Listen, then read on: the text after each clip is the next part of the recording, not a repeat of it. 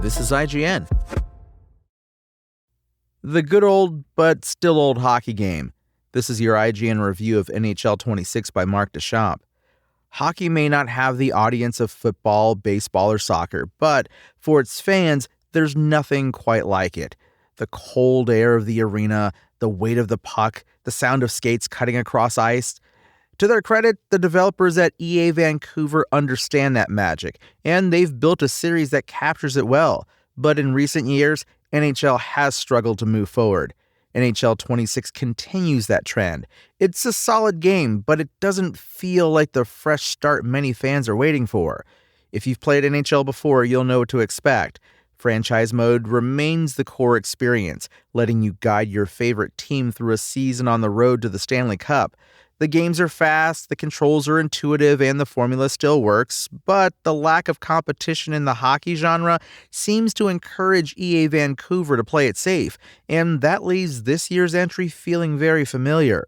Roster updates are in place. Mitch Marner is now a Golden Knight, Matt Dumba's on the Penguins, and the newly branded Utah Mammoth are fully represented with uniforms and arena.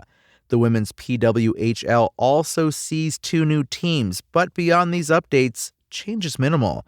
For me, Be a Pro mode still shines. It lets you focus on a single player's career, paying attention to line changes, positioning, and team chemistry. Some improvements are welcome, like cutting the tired pond hockey intro scene and scaling back on coach meetings, but the replacement, press conferences, can get monotonous fast. They start out interesting, shaping your personality and reputation, but soon become repetitive. Worse, responses sometimes have random negative effects on your stats, making choices feel frustrating rather than meaningful. A bigger improvement arrives in Hockey Ultimate Team. Building a dream roster has always been time-consuming and often expensive. This year, the new Cup Chase mode allows you to take your Hockey Ultimate Team into a full single-player campaign, offering daily freebies and multiple difficulty levels.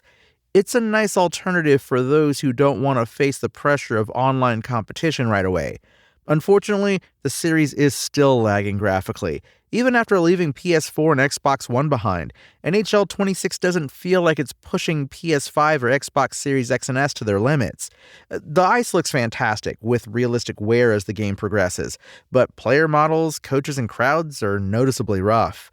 Awkward animations and cut-off logos remind us of older console generations, and crowd reactions feel dated. On the positive side, audio is excellent. The soundtrack includes energetic new tracks from bands like Wet Leg and The Hives. In-game sounds are authentic, with team-specific chants and organ music, and commentary does a solid job replicating the feel of a national broadcast. When it gets repetitive, at least you can toggle it off. At the end of the day, NHL 26 is a competent hockey game.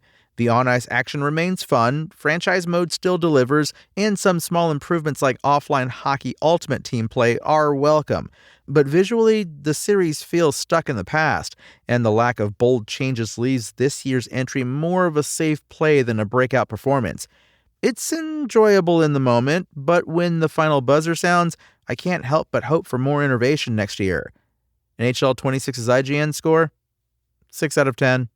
Thanks for listening to IGN.